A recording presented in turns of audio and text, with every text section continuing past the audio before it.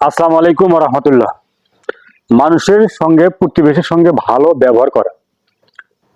আয়েশা রাদিয়াল্লাহু তাআলা আনহা রাদিয়াল্লাহু তাআলা আনহু থেকে বর্ণিত যে রাসূল সাল্লাল্লাহু আলাইহি সাল্লামের কাছে একজন মানুষ আসার অনুমতি চাইলে তখন রাসূল সাল্লাল্লাহু আলাইহি সাল্লাম বললেন যে ও নিকৃষ্ট লোক এবং ও গুরুত্বের সর্বনিকৃষ্ট লোক। তখন ওই লোকটা যখন রাসূল সাল্লাল্লাহু আলাইহি সাল্লামের কাছে আসলেন তখন রাসূল সাল্লাল্লাহু আলাইহি সাল্লাম তার সাথে খুব সুন্দর ভালো নম্র আচরণ করলেন।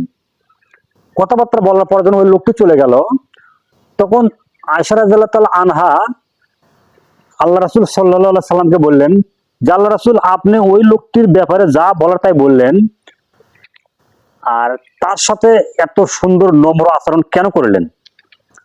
তখন রাসূল সাল্লাল্লাহু আলাইহি সাল্লাম বললেন, দেখো আয়েশা, আমাকে কখনো কোনো সময় মানুষের সঙ্গে খারাপ আচরণ করতে দেখছিলে, অশালীন ভাষায় কথা বলতে দেখছিলে?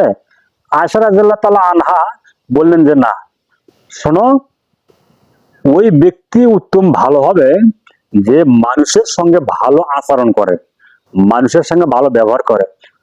সম্মানিত উপস্থিতি, কাছের এবং দূরের মুসলিম পুরুষ এবং নারী, আমি আপনাকে বলতে চাচ্ছিলাম যে আল্লাহ রাসূল সাল্লাল্লাহু আলাইহি সাল্লাম বললেন যে ওই লোকটা নিকৃষ্ট, এরপরও ভালো ব্যবহার করলেন।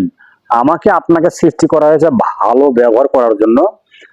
মানুষ আপনাকে কটু কথা বলবে, গালাগালি করবে, গালমন্দ করবে, বিভিন্ন রকমের কথা বলবে, এই জন্য আপনি নিরাশা হবেন না, তার সাথে উত্তম ভালো ব্যবহার করবেন।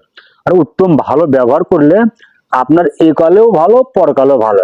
অতএব প্রত্যেকটা মানুষকে, নারী পুরুষ ছোট বড় সবাইকে লক্ষ্য করে বলছি যে মুহাম্মদ সাল্লাল্লাহু আলাইহি সাল্লাম 1450 বছর পূর্বে বলেছেন যে তোমরা ভালো ব্যবহার করো।